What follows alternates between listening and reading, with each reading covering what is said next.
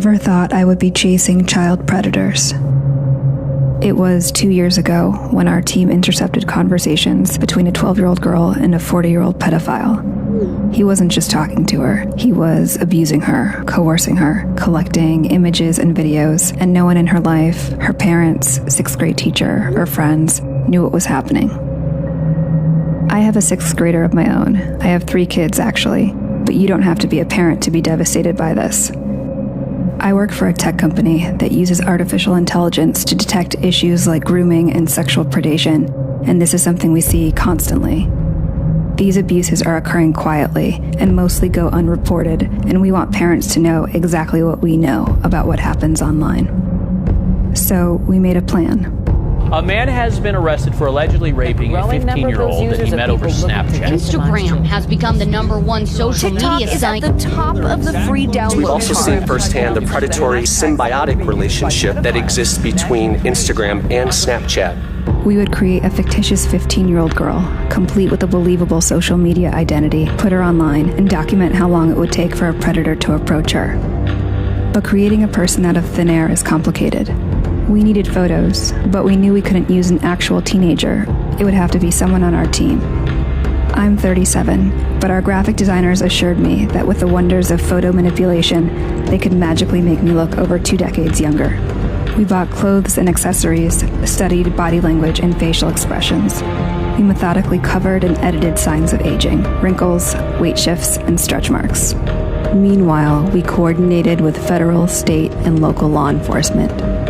Then we built a story around her, a history, a family, a social circle. Libby was born in 2004 and is a sophomore who recently moved to Indiana. We created multiple online accounts for Libby, prominently displayed her age, and posted typical teen content. We even created virtual friends for Libby who would comment on her posts. With everything in place, we would launch the project, give it a few months, and see if anyone would buy it. So we hit the button, and Libby went live.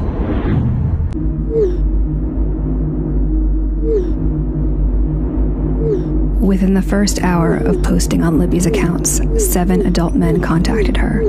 By the end of 9 days, that number was 92. The conversations ranged in severity from making sexual comments to sharing and requesting explicit photos and videos to manipulation and threats. The onslaught was so massive, it took 5 of us playing Libby full-time to keep up. We decided to move off-site where we could scale up the operation and gather as much information and evidence as possible. Since Libby is 15, men might try to falsely justify their actions towards her because of her proximity to adulthood. Would parents question, where's the bar? Would a 13-year-old face the same barrage of predators? A 12-year-old? How young could it possibly go? The graphics team transformed me into 11-year-old Bailey. Bailey is afraid of the dark. She hasn't had her first crush yet. She's still prepubescent. A parent might assume Bailey would be insulated from any sort of predatory attack. We launched our 11-year-old persona online. 444 and go.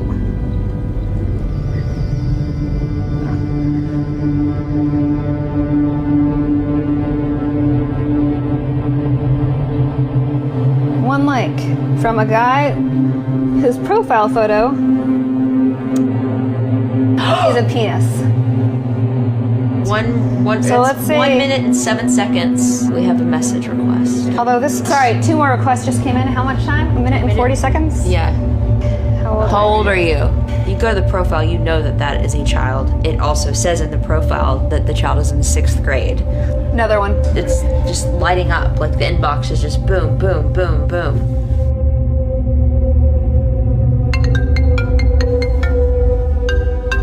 An incoming video call in less than 5 minutes.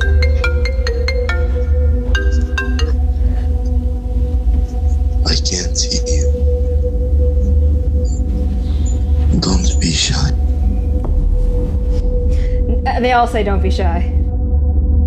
Few parents know just how dangerous these platforms are for so many kids, so we brought some on site so they could see for themselves. 11-year-old Bailey's persona was approached with an even more disturbing level of manipulation and requests.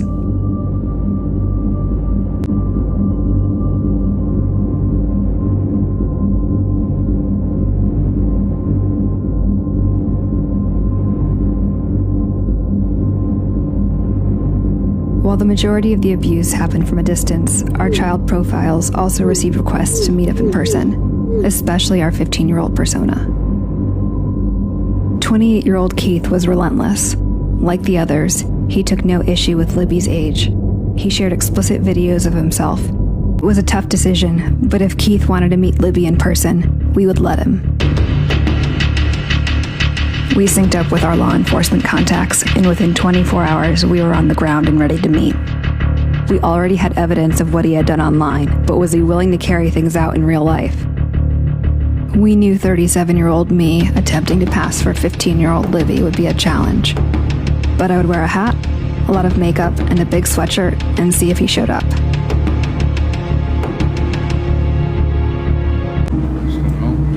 Oh, hi. Good, how are you? Nice to meet you too. Hey. How you doing? Good. Okay. Is it what you expected? Well, yeah. Are you going upstairs? Wait, so do you want to go for a walk first? Okay. What's wrong? Why you're not trying to rush upstairs? What was that? Why you're not trying to rush upstairs? I don't know, I'm a little nervous. Now let's go upstairs then. Don't be nervous. I've never done anything like this before, so I'm a little nervous. It's the first for everything. Yeah. Don't be. I'm not gonna rush you. We just go upstairs and talk. Okay. Have you ever... You wouldn't be shy. Are you okay with me being 15? I've never done it. Oh. But it's okay.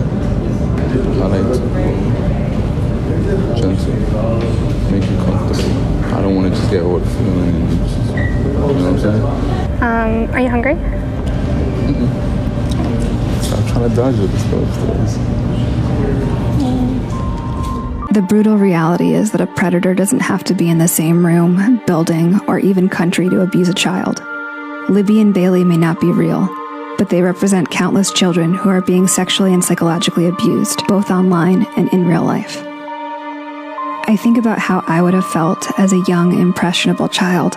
I would have kept the abuses to myself for fear of being shamed and blamed. I would have suffered with it, secretly and quietly.